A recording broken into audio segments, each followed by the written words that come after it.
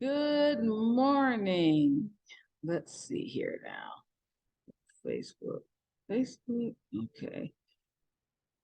Here we go. Get this set up and we'll be ready to roll. Um,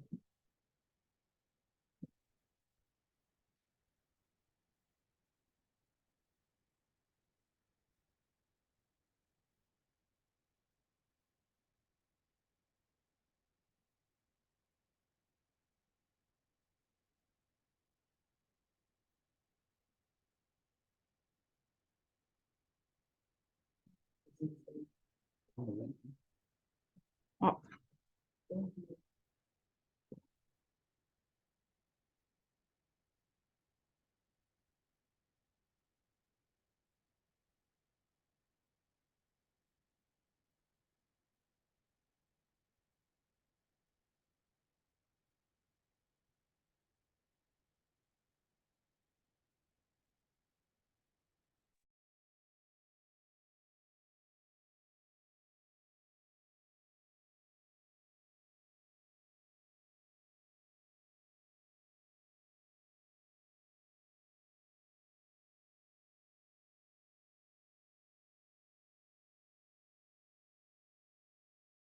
Good morning, Las Vegas. I'm Rhonda Nolan, and we are here today with the 100 Black Men of Las Vegas Career and Professional Development class. We have a guest speaker in the house today that we're so excited about. I'd like for you all to welcome Ms. Vanessa Tonga. She is Vice President of Investments at Wells Fargo Bank. Good morning, Ms. Tonga. Good morning. Good morning, everyone.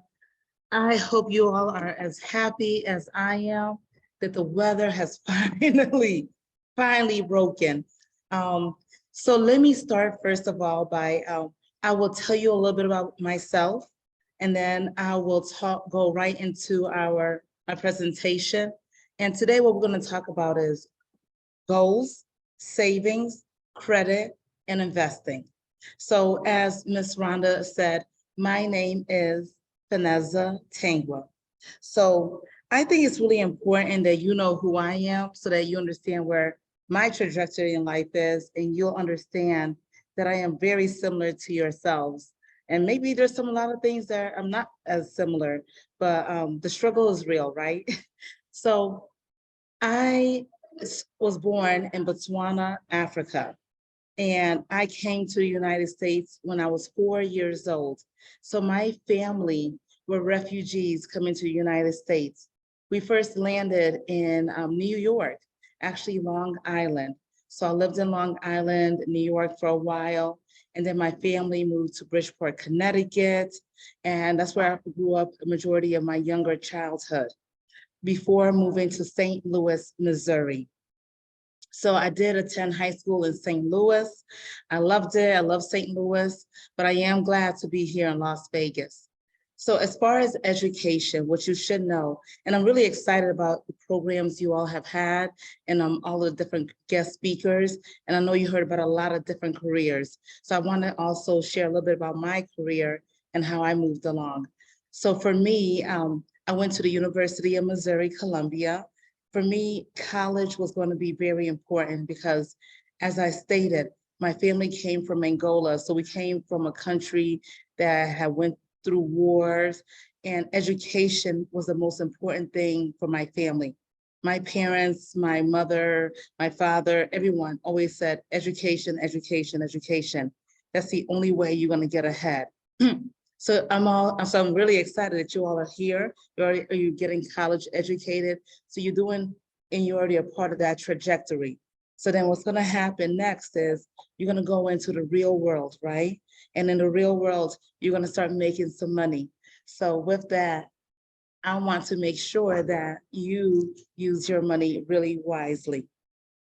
Something, just to go back a little bit, the reason education was so important is in Africa, where my family is from, the only way you can go to school, even in elementary, middle school, is by your family having money. If your family didn't have the money to pay for you to go to school, you couldn't even get a free education. So we are very lucky here that in the United States, we get free education. And then later we have to go to college, right? And make some money. So now that you are in college, you're going to get your education and you'll be graduating. And a lot of you are already working right now and you're hoping that you're going to make lots of money. Something to know about our world is nothing's ever easy. So now that you have the ability to make money, what are you going to do with this money? Because there's going to be some responsibility involved here. And the most important thing is understanding, number one, your goals. I think having goals is really important because if you don't know what you want, then it doesn't matter how hard you work or don't work because you're not working towards something. And one thing that I think is really important, I know I'm African, right? So my family is all about become a doctor, become a lawyer, become an engineer.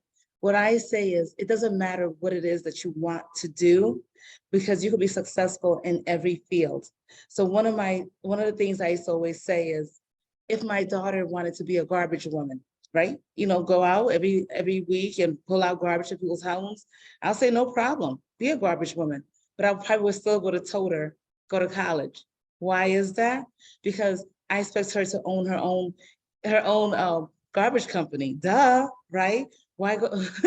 Yeah, so exactly. So so my thing is never think small. You want to be a teacher? Great. Be a teacher, and then think about being a principal, and then think about running your own school, and then think about running your own schools in the US. So whatever it is that you want to do it, and you can always scale it up. So the most important thing is knowing why you're doing what you're doing.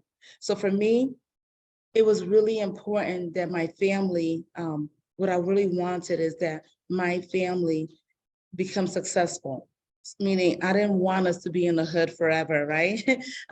You know, a lot of times people, you know, you popped into the US or you're in a situation your family comes from and you start at the very, very bottom. So like my dad said, when they first got here, we didn't even have a dollar. We didn't have a US dollar. Whatever monies we had were from African country and that wasn't valuable here. So the thing is, I always wanted to make sure that when I'm gone, my daughter is going to be successful. And I know my grandkids and my great grandkids have the ability of owning homes, owning property, owning businesses. So that's what I want. For me, it was all about legacy. Even today, it's about legacy. To some of you, I wish I could see you all, but I can't see anyone right now because I'm sure some of you are like, hey, I want to help my mom. I want to help my grandma.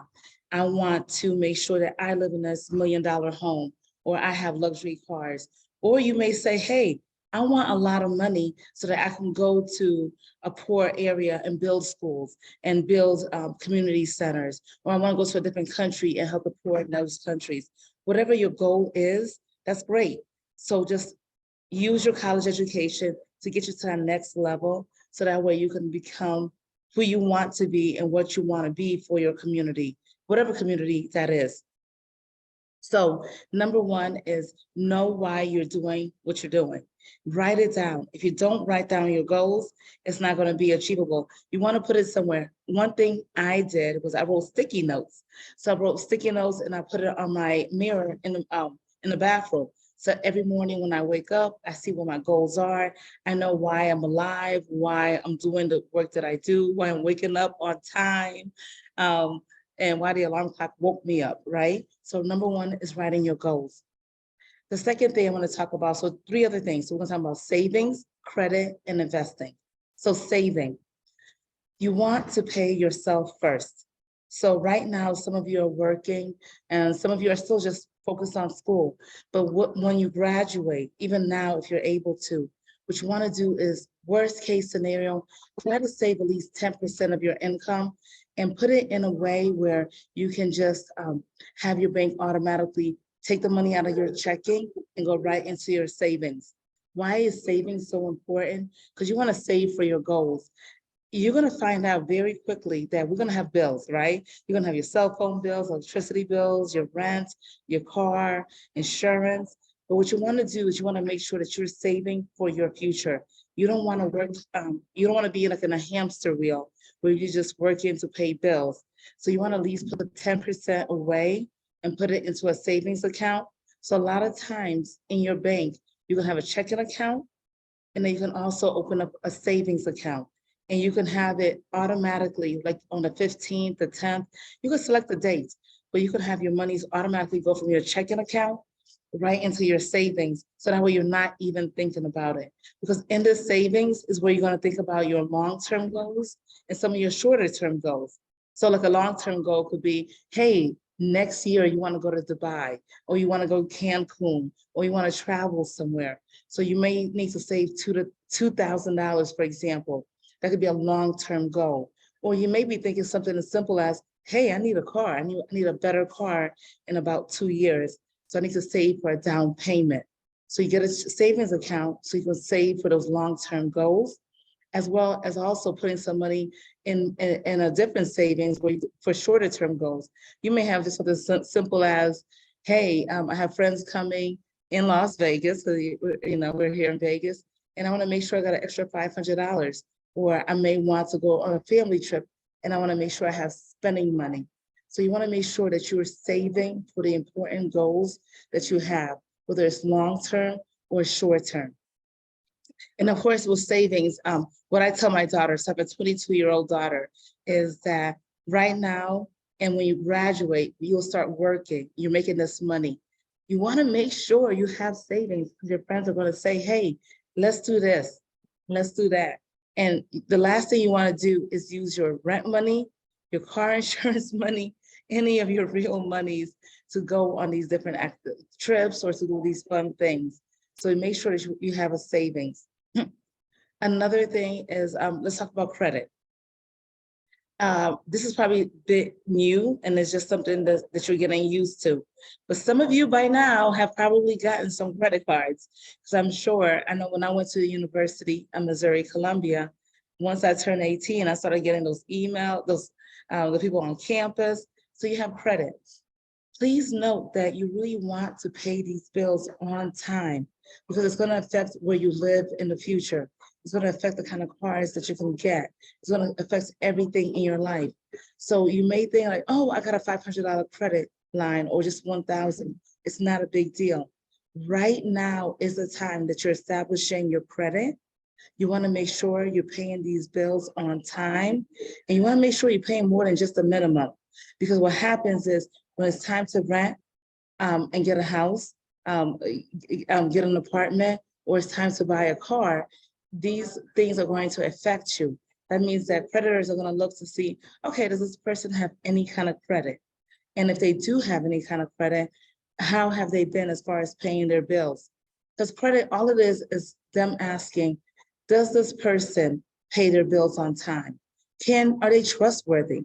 So you want to make sure you're showing that you are trustworthy now. So credit, you want to make sure no matter how big or small the credit line is, that you're paying it all on time. The next thing is investing. So right now, the good thing is in your generation, you have things like Wells Trade. So you could trade online for free, which is great. The other thing is when you're working your first job, what's going to be really, really important is that you start investing in your 401k. A lot of these companies will tell you, hey, we'll match you up to 3% or 4% or even 6%.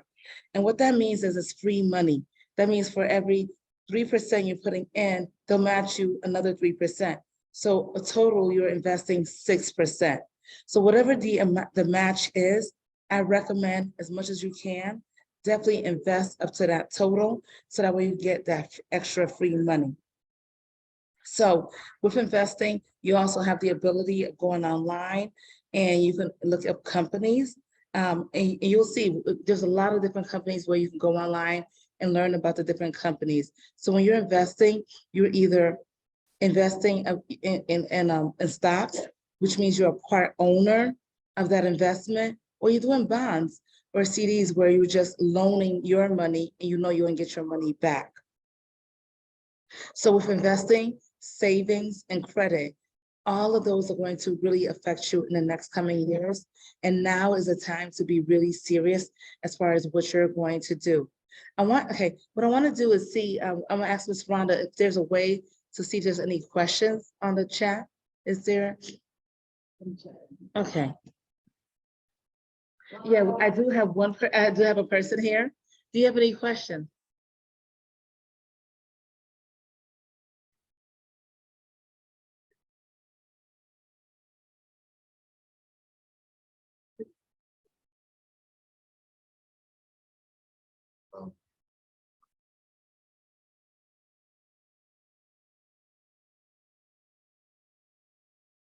Mhm.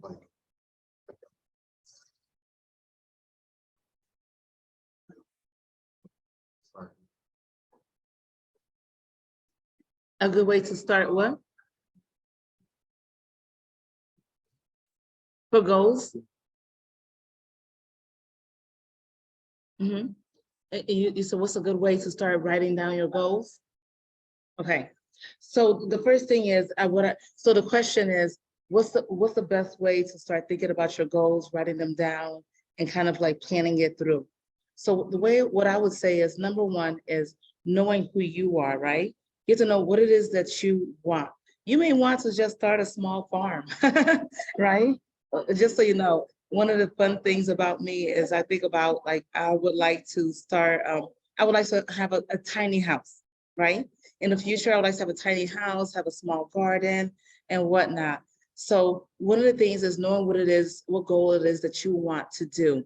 And then write it down, figure out how much money it would cost to actually do that goal. So for me, example is, it may take about $50,000 to actually buy, to build a tiny home and then get a garden and everything started. So once you know what it is that you want, you write down the goals, then it's figuring out, how do I save for it?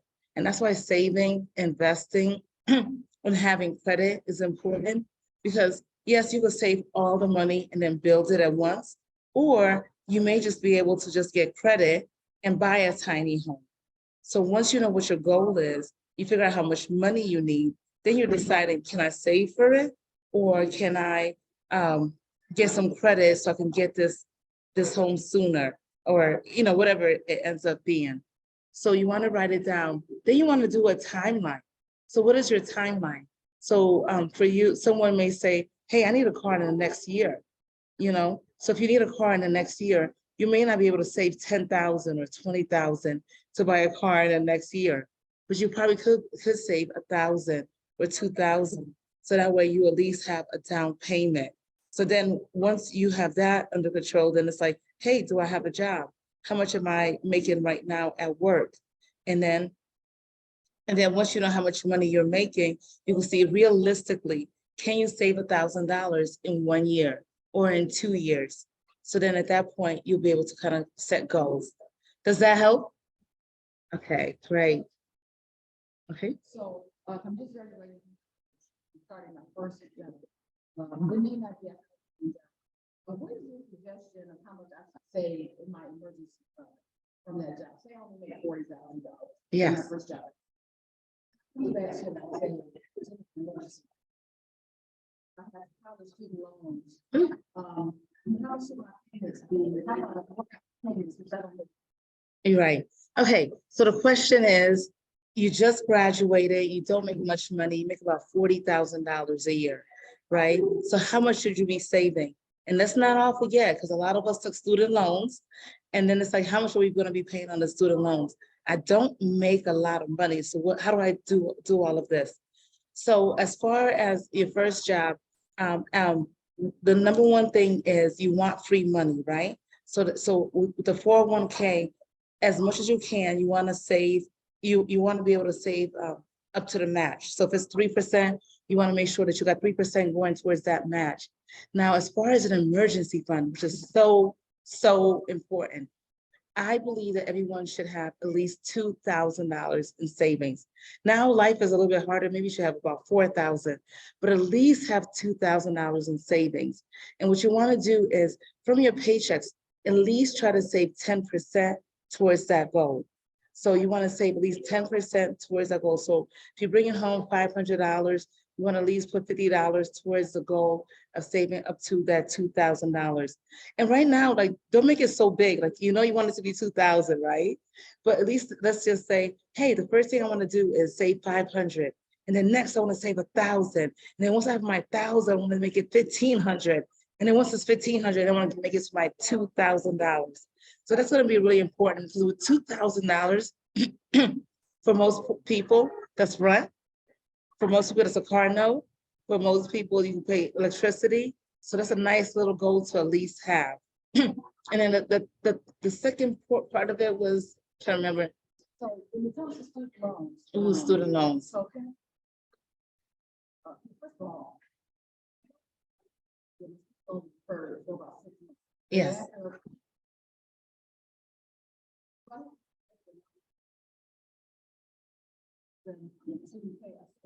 Yes. Yeah, so the good thing is, so one thing, as Ms. Rhonda mentioned, is once you graduate, they'll give you a grace period of 6 months. So you don't have to worry about your student loans for 6 months. They want you to get established, start working, start making some money. But after that, the government will come to you and say, hey, knock, knock, knock. It's time for you to start paying back your obligation, right? And remember, this goes back to credit. You want to make sure that you're paying your obligations on time.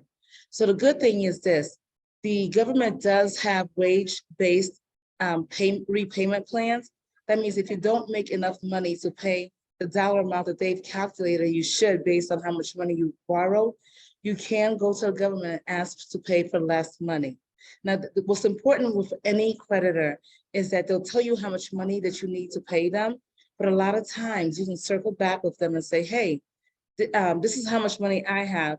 Can we change my dollar amount? And they will work with you. So definitely work with your creditors, work with the government, work with your credit card companies, and let them know what you do have. And if you're running behind, you also want to let them know. And this goes back to the whole point of letting, do they trust you? They'll trust you if you're talking to them, if you're sharing with them what you have, and you're paying your obligations on time. So that's going to be really important there. So another question, one thing I have to bring up is when you graduate, you want to make sure that you have the least amount of expenses as possible. What I tell younger people is this, if you could stand your mama, right? If you could stand your mama and them, right? Live with them. Seriously, why go out on your own, pay $800 in rent when you don't have to? If you can stay with your parents, your grandparents, your dad, whomever, and pay a little bit of rent or no rent at all. So that way you're at least saving for your future. I believe that's going to be the best thing to do right now. Think about it. Half of the time they got all of the staples in the refrigerator anyways, right? You don't have to worry about cereal, milk, the ramen noodles or whatever. But I feel like at least you'll have the basics, lotion, deodorant, whatnot. So when you go out on your own, you got to have all of those staples yourself. Or if you do find a situation with your roommates, I think that's another great possibility. You know, get a roommate so that way you at least are splitting the bills. You each can go to your parents' homes and go grocery shopping out of their cabinets and their bathrooms, get some toilet paper, whatever you need to do. But basically, you know, definitely respect your parents, love on them, help them as much as possible, and continue to lean on them as much as possible, because that's going to be the best thing that you can do. You know, what I say is get a job, work hard, invest your money, whether it's in a 401k. And a lot of companies also have a lot of stock purchasing plans. So if you work for a large company, they'll allow you to purchase stocks through their company plan. Also, definitely try to invest in that as well. But live with your parents, you know, work with them as far as figuring out how to live as cheaply as possible, especially in today's economy. Let's see, let me see if there's any more questions. All right. Well, I just want to say, I'm just so glad to have the opportunity to be with you here this morning. We're here at UNLV. And again, I am just so glad that the weather has turned around and that it's warmer. And I wish you all success in your future. And remember, you want to invest, you want to save, and you want to take care of your credit. And the way you're going to do all of that is by setting goals and knowing what it is that you want, and really focus on what you want, because no matter what it is that you want, you can be successful in it because you'll be passionate about it. All right. Thank you. Thank you for having me. Tonga from Wells Fargo Bank for being our guest speaker today on the Career and Professional Development class here at UNLV. sponsored by the 100 Black Men of Las Vegas and Wells Fargo. Thanks for listening today.